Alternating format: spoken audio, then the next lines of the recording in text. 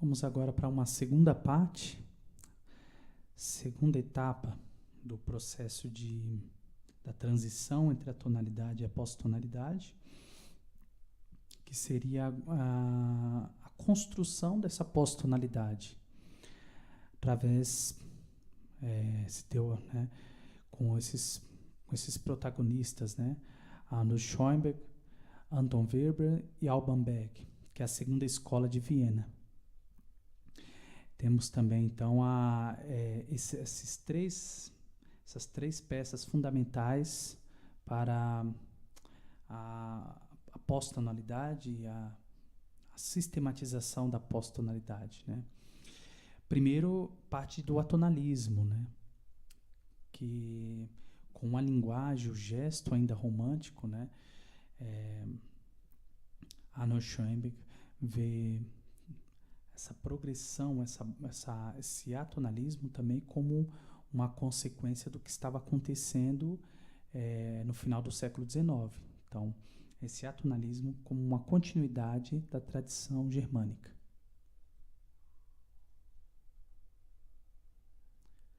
Direcionalidade versus adirecionalidade. Direcionalidade. Um tipo de escuta que cria uma determinada combinação, onde um som é movido para o outro som através de uma força de atração significativa, criando um sentido diante as transformações de um estado acústico a outro. Explicando, essa direcionalidade ela tem muito a ver com a proposta da tonalidade, de uma nota sendo atraída para outra, uma força de atração onde uma nota ela é percebida como uma nota de tensão que precisa de um relaxamento, né? Que explicamos no primeiro vídeo. Essa direcionalidade faz parte da tonalidade. 2. Adirecionalidade. Um tipo de escuta que não exerce nenhuma transformação de um som para o outro som, onde se mantém fixo, imóvel e estático. A adirecionalidade vai ser muito importante para a música pós-tonal. Onde as notas que são as sensíveis da tonalidade e a sua fundamental, que é a tensão e repouso, na música pós-tonal pode estar no mesmo conjunto sonoro, onde todas essas notas que são direcionadas uma para a outra, elas podem estar no mesmo conjunto. Que o efeito vai ser mais importante que o movimento. No entanto, na música pós-tonal, se valoriza a ideia do contraponto, principalmente a construção do contraponto barroco. Os compositores do século XX vão ser extremamente influenciados pela música barroca. E podemos destacar Johann Sebastian Bach, sua maneira de trabalhar o contraponto. Entendendo melhor, podemos citar as principais diferenças entre esses dois meios de desenvolvimento harmônico. A direcionalidade é o principal meio que expressa a tonalidade, como uma espécie de força gravitacional, onde as notas são atraídas para e por outras notas.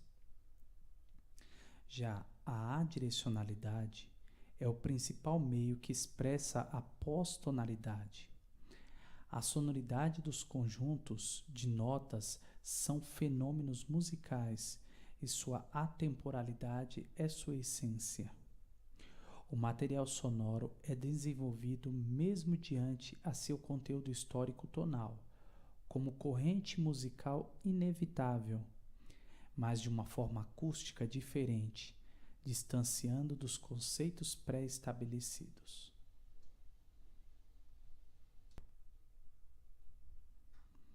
Desdobramentos.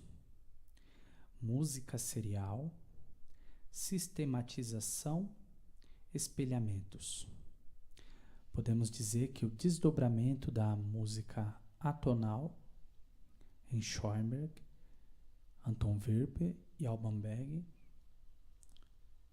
chega até a música serial, que seria a sistematização dessa nova forma de fazer música, e a utilização de espelhamentos, a matriz, né?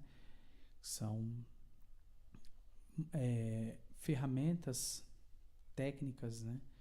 Utilizadas principalmente no período barroco, através de Bach, mas também através de outros compositores anteriores a Bach, como os franco-flamencos,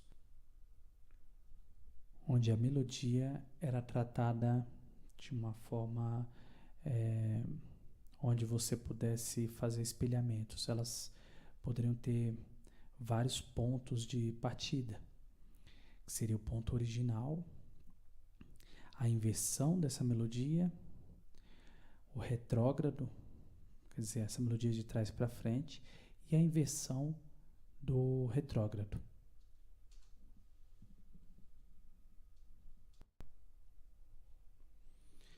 Obras para conhecer. 3 peças para piano, Opus 11, número 1, Arnold Schoenberg. Para vocês que estão adentrando a esse assunto, os que já conhecem, acho que é legal rever algumas coisas, e é muito importante esse momento histórico para a composição musical. E muito importante vocês ouvirem, conhecer essas obras, ter o contato com o áudio, com a partitura. Hoje, com a internet, a possibilidade de vocês conhecerem as obras de Schoenberg, do Anton Werper, do Alban Berg. Hoje, em específico, eu quero concluir a nossa aula com uma pequena análise dessa primeira das 3 peças para piano, Opus 11, do Schoenberg.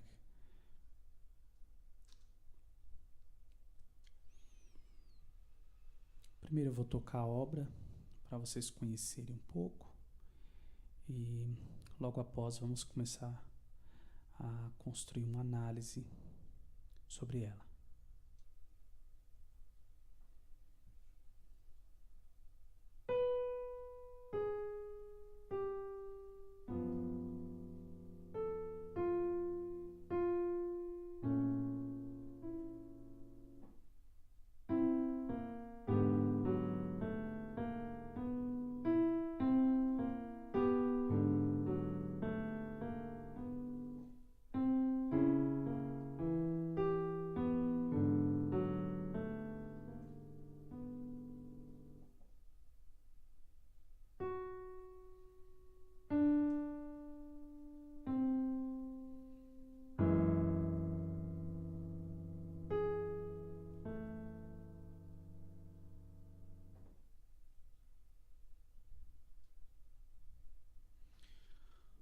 Observando a partitura, eu fiz algumas anotações. Nelas temos alguns círculos, quadrados, em diversas cores, tentando mostrar para vocês a familiaridade ou as repetições de notas, de ritmo, que tão comum à tonalidade, como a repetição de um motivo, né? Como a Quinta Sinfonia de Beethoven, que é uma forma motívica, onde existe uma repetição do motivo rítmico.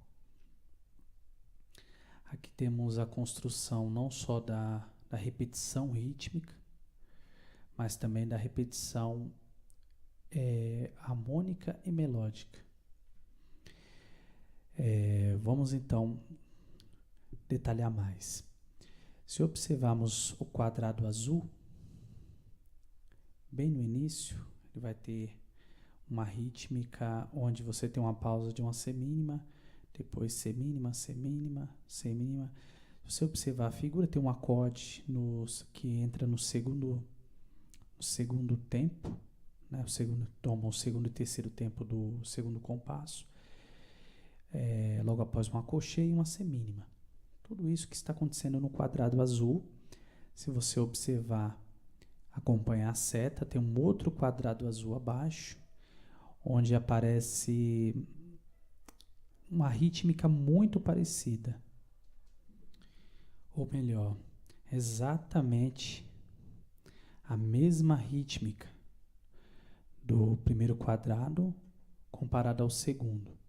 Temos pausa de semínima, semínima, mais uma semínima, depois tem um acorde na mão esquerda, que é o segundo, toma o segundo e terceiro tempo, como no primeiro quadrado, um acolcheio e uma semínima. A diferença é que no primeiro nós temos o mandamento moderado e o segundo nós temos o mandamento lento, langsamer, lento, né? Isso seria uma espécie de repetição motívica, indicando uma entrada de uma segunda frase, né? Então, uma maneira de construção que é bem parecida com a tonalidade, só que utilizando outros elementos. Bom, se agora observarmos os círculos, vamos ter os círculos vermelhos. Nos círculos vermelhos, vamos ter, dentro do primeiro ciclo, nós temos a nota Si, a nota Sol sustenido e a nota Sol. Bem no início do tema. Se vocês observarem, no quinto compasso, vamos ter outros 2 ciclos vermelhos, na realidade, né? Onde dentro deles nós temos a nota Sol, a nota Si e, na nota mais grave, a nota Sol sustenido. O que no início era um movimento melódico, uma nota após outra, agora temos uma situação onde essas notas são tocadas simultaneamente. E não aparece só aí. Se observarmos no pentagrama abaixo, no compasso 6, nós vamos ter a nota Sol e a nota Si, e na mão esquerda a nota Sol sustenido, que também é a repetição dessas 3 notas iniciais. Para completar, no compasso 8 também temos a nota Sol, Si e Sol sustenido. Essas notas, elas repetem, então, no primeiro compasso, do quarto para o quinto, no sexto e no oitavo. Então, ela sempre aparece periodicamente. Se observarmos ainda no primeiro compasso, vamos ter um círculo amarelo acima do círculo vermelho. Quer dizer, estamos circulando exatamente as mesmas notas, só que agora tratando de um outro aspecto, que é o aspecto dos intervalos entre as notas. Nós temos de Si para Sol sustenido, um intervalo de 1 tom e meio. Se olharmos para o outro círculo amarelo, nós vamos ter a nota Fá, Ré bemol e Mi. Né? Então, Si e Sol formam um intervalo de 1 tom. No segundo ciclo, que é o amarelo, Fá e Ré bemol. No ciclo amarelo, no primeiro ciclo, nós temos a nota Si e Sol, corrigindo, no intervalo de 2 tons, uma terça maior. Se observarmos, então, no ciclo amarelo seguinte, nós temos a nota Fá e Ré bemol, que também tem uma distância de 2 tons, um intervalo de terça maior. Voltando ao ciclo amarelo, nós temos a nota Si e Sol sustenido, que forma um intervalo de 1 tom e meio, uma terça menor. Se olharmos no ciclo amarelo seguinte, nós temos a nota Ré bemol e a nota Mi, que também formam um intervalo de 1 tom e meio, uma terça menor. E outro detalhe, se olharmos Sol sustenido e Sol no primeiro ciclo, é um semitom. Se olharmos, então, no segundo ciclo, amarelo, nós temos a nota Fá e a nota Mi. Formam também um intervalo de meio tom. Então, existe uma relação de que as sonoridades são exatamente iguais, só que em outros lugares. Ela está transposta. Mais para frente vamos tratar, em outras oportunidades, vamos falar com mais detalhes sobre essas transposições, né? E qual é esse nível de relação entre as transposições. Mas, no momento, você pode observar que existe uma certa relação entre as sonoridades. Exatamente essas relações é que dá essa coerência a essa linguagem musical. Bom, os acordes também ali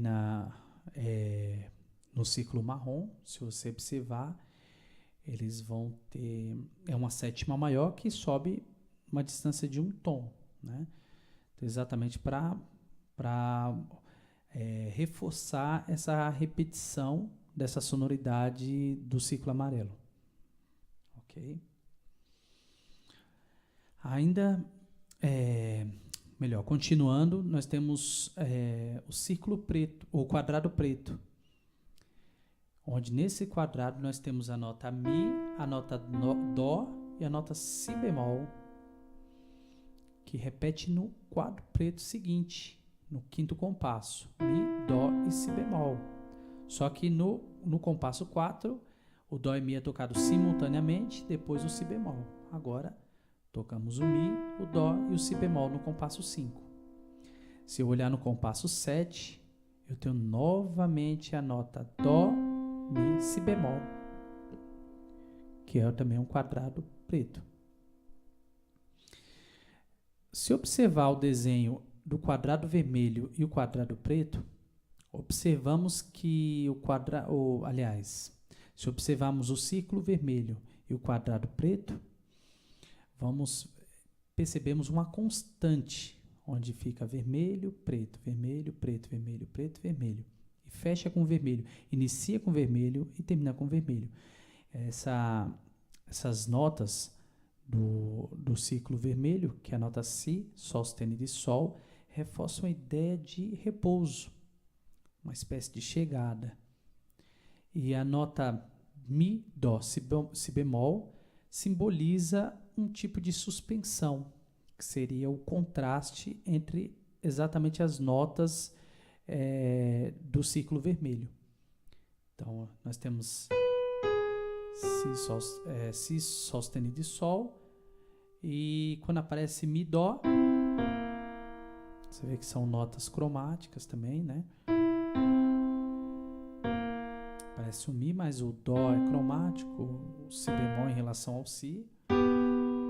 E existe uma movimentação cromática entre as notas que apresentam esse processo de transição da tonalidade que observamos em Schoenberg, apesar de que não estamos mais tratando de música tonal. Isso aqui seria música atonal ou música pós-tonal, né? Mas mesmo assim, existe um gesto tonal, que é essa transição, existe essa influência, né? Esse contexto histórico que está ali fazendo parte do processo de composição de Schoenberg, né? Não sei se ele realmente pensou isso, mas observando a partitura e separando esses conjuntos, conseguimos compreender algumas coerências, né, que existem entre os sons. Apesar de não estar tratando de uma música tonal, existem relações sonoras entre esses conjuntos. Bom, continuando, nós temos também ali o lilás, né? Então ele repete também 3 vezes, afirmando essa sonoridade, né, esse cromático Ré, Fá sustenido Lá, né, Lá sustenido e Si. E faz 3 vezes essa sonoridade como espécie de acompanhamento, né? Mas, ao mesmo tempo, se você observar, toda essa melodia, a música, né? Ela tem uma sonoridade bem contrapontística, né? Bem polifônica. Apesar de estarmos tratando de conjuntos separados, de simultaneidade, em algumas situações de adirecionalidade, mas existe essa influência do barroco, esse retorno ao passado, mas de uma forma totalmente diferente, uma forma totalmente transformada, né? Mas observamos essas relações, as repetições, né? Camadas sonoras de melodias. Enfim, percebemos que toda a música do Schoenberg, e mais para frente vamos ver também Anton Weber e outros compositores pós-tonais, essa busca pela coerência melódica, né, de tal forma que a coerência motívica não só é rítmica, quanto melódica, harmônica, né? Essa busca de tentar aproximar os intervalos, de relações entre os intervalos, ou de conjuntos que tenham os mesmos intervalos, mesmo que eles sejam transpostos. Então, vamos observar isso no decorrer do estudo de música pós-tonal. Mas eu acho que, a princípio, é um bom meio para quem não conhece, entender um pouco dessa música pós-tonal, né, que é muito interessante, maravilhosa. Espero que numa outra oportunidade eu venha falar um pouco mais sobre essa música pós-tonal, mas tratando agora do aspecto da música serial, né, que é um passo adiante, né, desses conjuntos que trabalhamos. Óbvio que esse estudo de análise de música pós-tonal, a gente trabalha muito com a questão dos conjuntos, até mesmo em relações matemáticas, né, sobre os conjuntos. Mas, a princípio, é interessante para a gente conhecer um pouco mais da sonoridade dos acordes e como que essas notas se relacionam, e como que conhecer um pouco da construção musical desse sistema pós-tonal. Agradeço a todos vocês que acompanharam esse vídeo, né, até o final, e mandem lá se gostaram, podem colocar a sua opinião, se tiver algo que vocês gostariam de acrescentar também, ou pudéssemos falar também, pode colocar também, fazer seu comentário. E eu agradeço a atenção de todos, espero revê-los em uma outra oportunidade, onde trataremos de outros assuntos sobre a pós-tonalidade. Muito obrigado e até logo.